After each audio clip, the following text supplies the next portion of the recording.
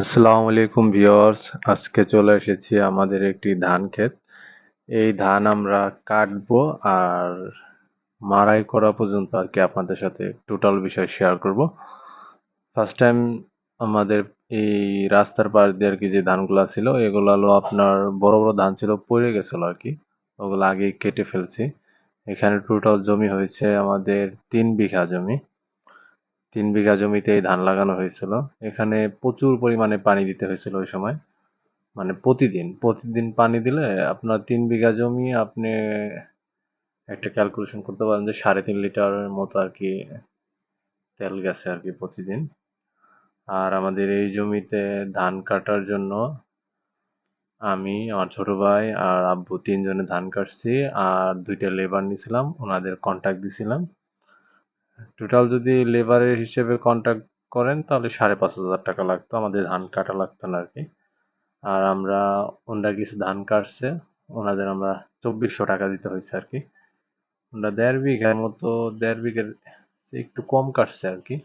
1 বিঘা, 1 বিঘা ধরেন যে 7 কাঠা বা 6 কাঠার মতো ওনারা ধান কাটছে।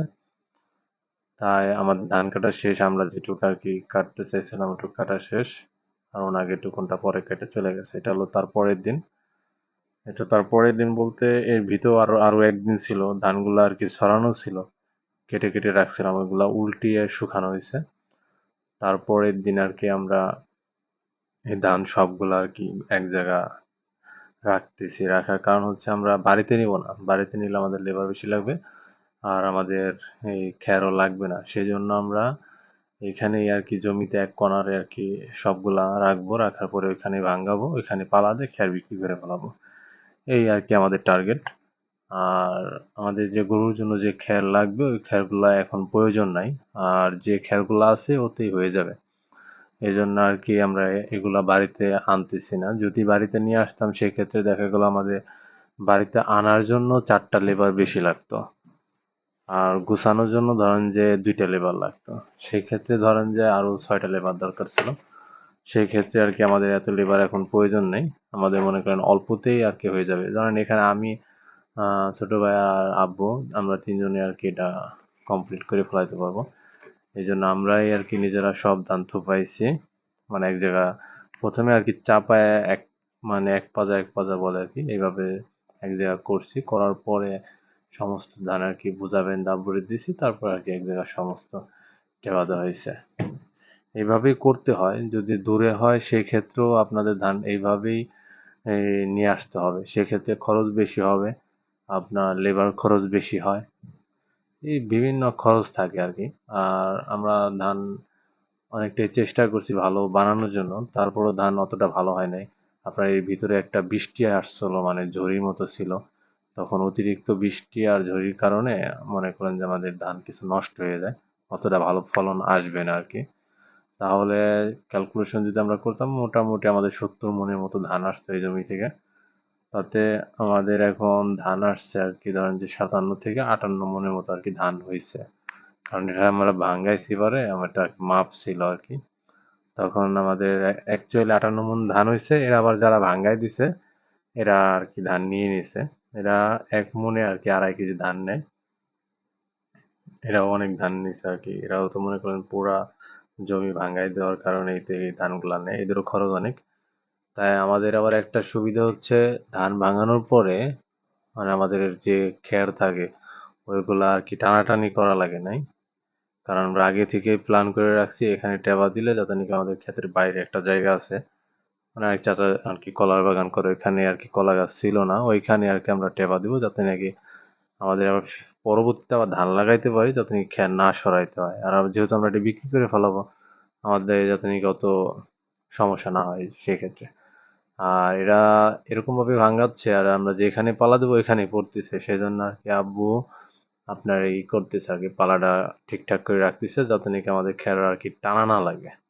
তাহলে সমস্ত ভাঙাই ফেলাবে, কারণ এই পালার উপরেই পড়বে, পালার উপরেই পড়লে আমরা খালি চারপাশ দিয়ে টানবো আর পালার উপরে দিব। সেই ক্ষেত্রে ধরেন যে আমাদের যাতে নাকি খেরের পালাটা হয়ে যায়, যাতে নাকি আমরা সহজে বিক্রি করতে পারি। এটা ধরেন যে এরা সকালে একবার ভোরে আসছে, এটা তখন ভিডিও করা হয়নি। একবারেই ভোরে চলে আসছে, অন্ধকার থাকতে থাকতে এরা চলে আসছে। তখন আমিও, আব্বু, ছোট ভাইও আসছি। আসার পরে এরা সর্বোচ্চ আপনার ধরেন যে 8:30 কি 9টা বাজছে তখন। এর ভিতরে আর কি ভাঙানো শেষ হয়ে গেছে। আর ধানগুলাও অনেক শুকাইছিল, সেক্ষেত্রে কোনো সমস্যা হয় নাই। আর কি অতি দ্রুতই ভাঙানো হয়ে গেছে। আর এই বড় গঙ্গায় ভাঙাইতে হলে আপনি ধান যত শুকাবেন তত ভালো হবে খ্যারের জন্য। কারণ আপনি যদি এই খ্যার ভিজা থাকে, সেক্ষেত্রে দেখবেন যে খ্যার ছোট ছোট হয়ে যাবে, ছিঁড়ে যাবে। আপনার পালা বিষয়টা বড় হবে না। হয়তোবা আপনি অনেক খ্যার ভাঙাবেন, দেখবেন আপনার পালা ছোট হয়ে যাবে। খ্যার ছোট ছোট হয়ে গেলে সেক্ষেত্রে আপনার আয় দেখাবে না, মানে বড় পালা দেখাবে না। আর বড় পালা না দেখালে তো আপনি বেশি টাকা বিক্রি করতে পারবেন না। কারণ 3 বিঘা জমি আপনি যদি 5,000 করেও বেচেন, 15,000 টাকা। আর 4,000 5,000 টাকায় তো নর্মালি যায় খ্যার 1 বিঘা জমিতে। আর যখনই আপনার ভিজা খ্যার ভাঙাবেন তখন অনেক খ্যার ছিঁড়ে যাবে, নষ্ট হয়ে যাবে। আর যখন পালা দিবেন তখন কেউ দেখেও মানে বিশ্বাস করবে না যে এখানে 3 বিঘা জমির খ্যার থাকবে, বা আপনি যতটুকু করবেন অতটুকু কেউ বিলিভ করবে না। এই জন্য সবসময় চেষ্টা করবেন যত ধান শুকানো যাবে তত আপনার জন্য সুবিধা। আর ধান বেশি শুকাইলেই আপনাদের জন্য সুবিধা কেন? যেমন যে আমাদের এই যে ধান যেটা আমরা বস্তায় ভরছি, এটা আর শুকাইতে হবে না। এটা সরাসরি মনে করেন আমরা বাড়িতে নিয়ে যাব, উড়াবো, উড়ায় বস্তায় করে আমরা ঘরে রেখে দেবো। সেক্ষেত্রে আমাদের আর পরিশ্রম করতে হবে না। আর খ্যারের বিষয়টা হচ্ছে, খ্যার যদি আপনি ভিজা থাকে সেক্ষেত্রে আবার মনে করেন রোদ্রে দিতে হবে, নাড়তে হবে, শুকাইতে হবে, আবার পালা দিতে হবে। সেক্ষেত্রে অনেক খাটনি হয়ে যাবে, মানে পরিশ্রমটা অনেক বেশি হবে। আর ধানের বিষয়টা হলো শরীর চুলকায় আপনার অনেক। যে ধানে যে ধুলা থাকে, এই ধুলায় অনেক চুলকায়। আপনি যত বেশি নাড়বেন দেখবেন যে ততই আপনাকে চুলকাবে বেশি। আর যদি গরম বেশি থাকে, বাতাস না থাকে, তাহলে তো মনে করলেন যে বুঝবেনই, পাগলের মতো হয়ে যাবেন। সেক্ষেত্রে ধানটা আসলেই অনেক কষ্টকর একটি ফসল। কিন্তু সেই তুলনায় আর কি ধানের লাভবান এতটা হওয়া যায় না। কারণ ধানের দাম কম থাকে, খরচ বেশি হয়, আবার ধানের ফলন কম হয়। মানে জমি লিস্ট নিবেন, এটা ওটা নিয়ে সমস্ত কিছু যদি ক্যালকুলেশন করেন, আপনি যদি ধানই করেন শুধু, তাহলে দেখবেন শেষমেশে আপনি লসের সম্মুখীন হবেন আর কি। সবাই চিন্তা ভাবনা করে ধান লাগাবেন। দেখেন কত শর্ট টাইমে আমাদের ধান লাগানো শেষ। এখানে মনে করেন এরাও এখন চলে যাবে, আর আমাদের পালাও ইনশাল্লাহ কমপ্লিট। এরা মনে করেন এরা এই মেশিনটা আপনার যে কোনো জায়গাতে চলে যায়, দেখছেন এই ধান ক্ষেতের ভিতর দিয়ে একবার ওই পাশ দিয়ে রাস্তা দিয়ে চলে যাবে। এই জন্য নাকি সুবিধা আর কি অনেক।